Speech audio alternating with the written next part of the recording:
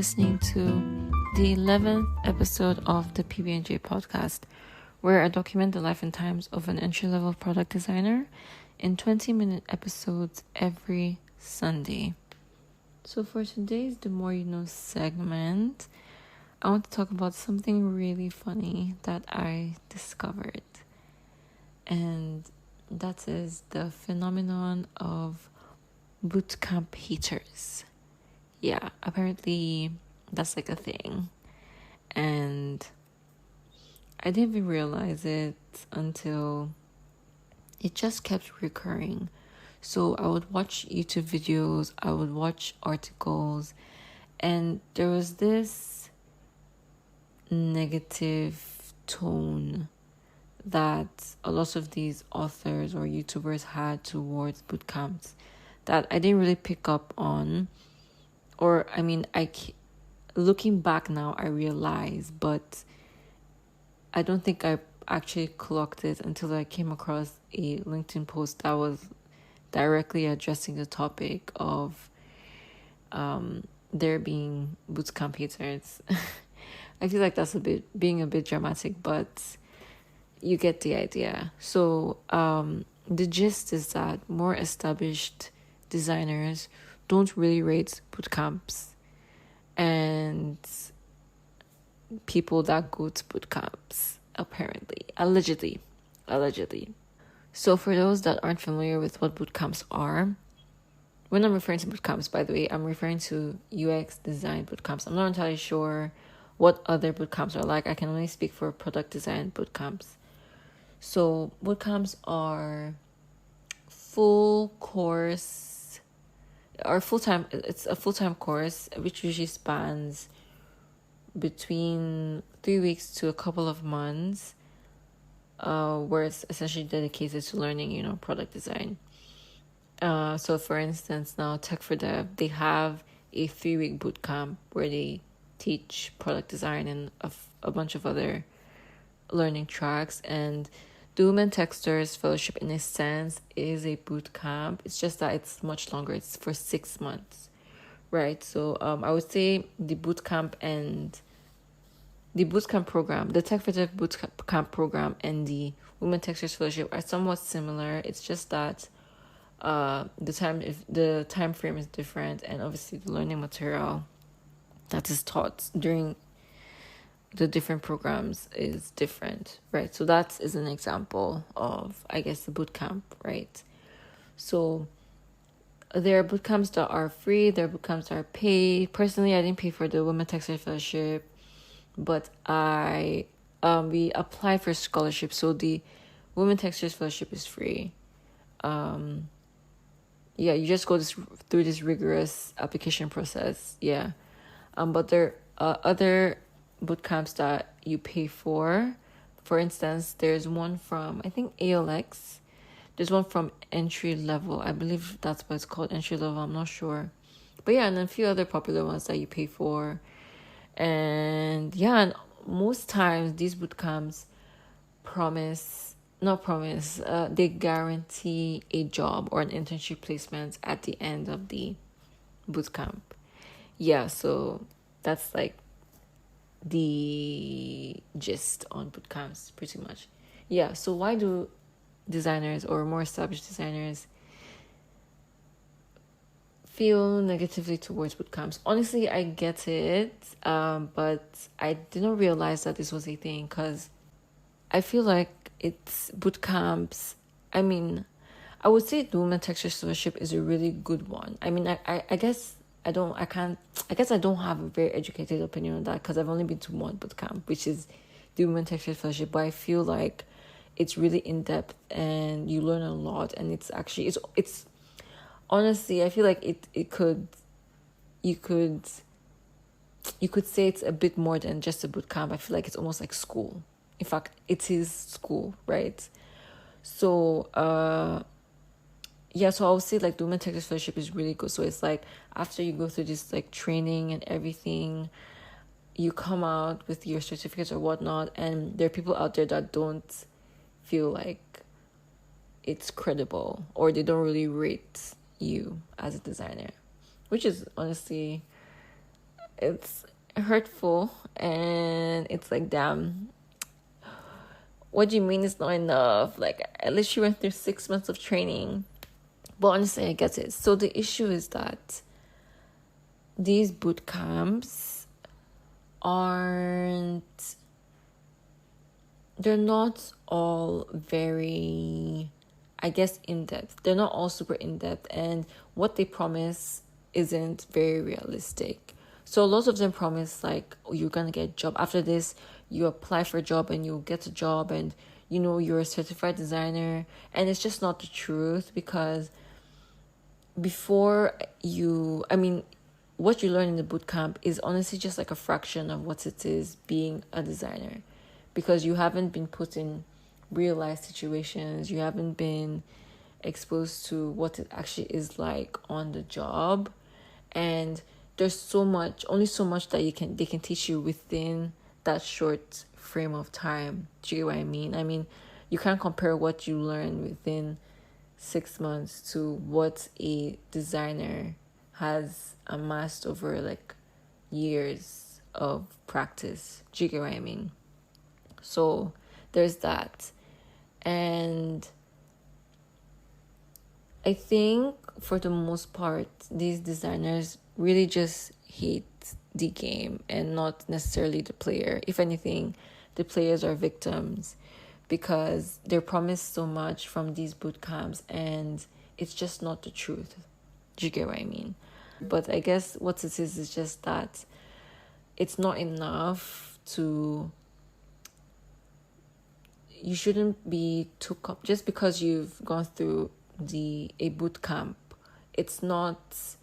Like, don't get comfortable. Like, learning never ends, and you still have so much to learn after, and so much to practice and knowledge to gain. So the boot camp isn't sufficient or enough to pack into your brain everything that you need to know as a designer. Do you get what I mean? So yeah. And honestly, like, I get it, because I mean, I've literally seen a course where it was like, learn Figma in 1 day.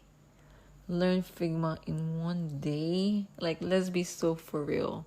That's not realistic. Do you get what I mean? So a lot of these courses, they're almost scammy. Do you get what I mean? They're clickbaity and cash grabs. So yeah, so I guess be wary of the boot camps you pay for or be a part of. And while, I mean, there's no knowledge loss, you'll definitely gain something from it. It's not...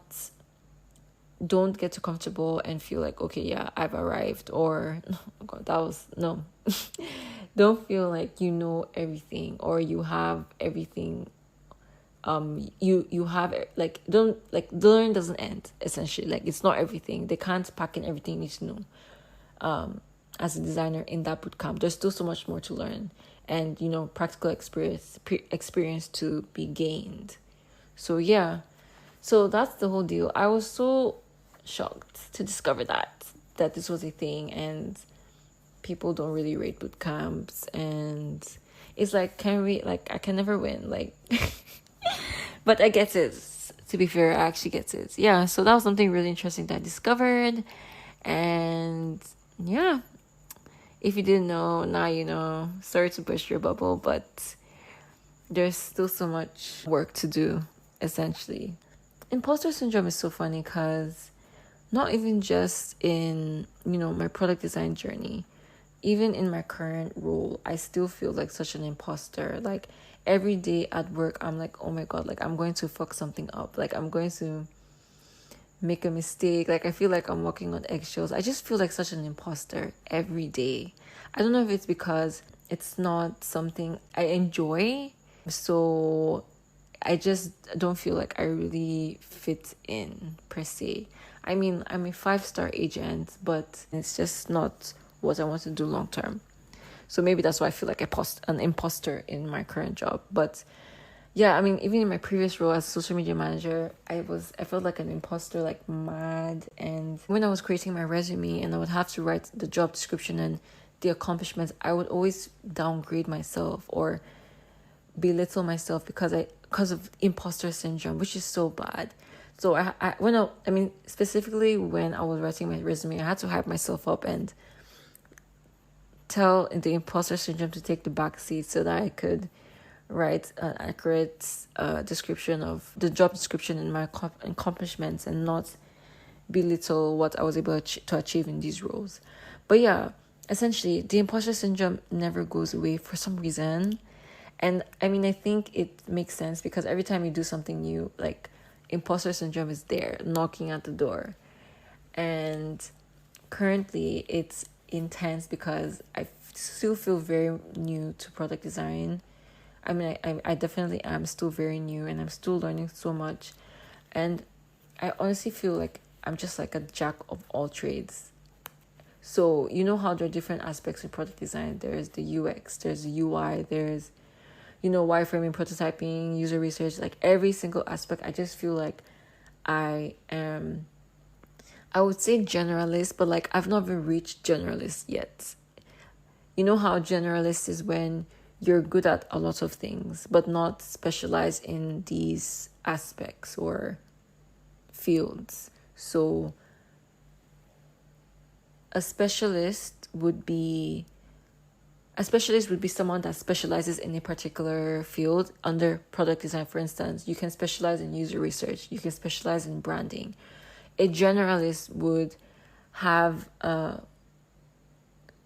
wide or broad knowledge in these different fields, in UX, wireframing, branding, all these fields under product design. And then there's the T-shaped specialist, right? Where it's like you have a broad knowledge of all the fields, but then you specialize in a particular field. Like you specialize in branding, but then you know a bit about user research, a bit about, user interface and whatnot. So those are the three types of product designers. But I don't even feel like I've reached generalist status. I feel like I'm still learning the ropes and I don't feel like I've mastered anyone just yet.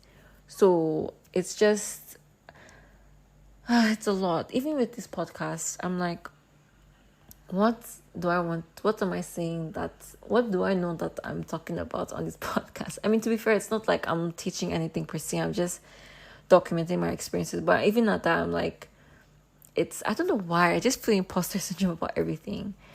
And even, so I recently changed my job title on my LinkedIn to product designer because it helps with employment and finding jobs and just pushing myself out there, my personal branding as a product designer. But even at that, I feel like such an imposter. Like, what do you mean you're not yet a product designer? You're just starting out.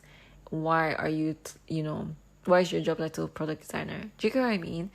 It's just there and it doesn't want to go. But I feel like with time it will. And honestly, at the same time, I feel like it doesn't, because there's always something new that you'll learn, or you always find yourself somewhere new. Because it never ends. Learning never ends. And I feel like as long as it's something new, the imposter syndrome will always be there. I hope I'm wrong. I hope I get to a stage where there isn't any form of imposter syndrome. But right now, it's just super intense and very overwhelming. But I think one thing that has really helped, and it's so funny, but it's really helpful to me, is just being incredibly delusional.